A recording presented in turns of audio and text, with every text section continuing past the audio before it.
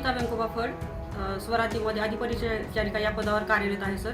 मी 15 तारखेला मंदिरामध्ये गेले होते, त्यावेळेस ही घटना घडली.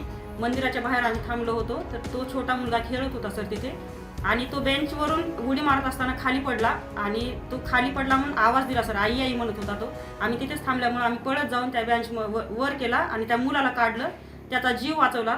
आणि त्या जीव वाचवण्यासाठी पळालो सर आम्ही, त्याला काढलं, पण तो पूर्णपणे बेंच माझ्या पायावर पडला सर. त्या मुलाचा पण जीव वाचलेला, तो मुलगा पण सुखरूप आहे.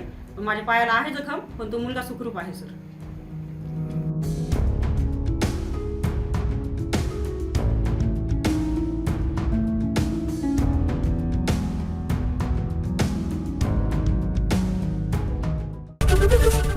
एबीपी माझा, उघडा डोळे बघा नीट.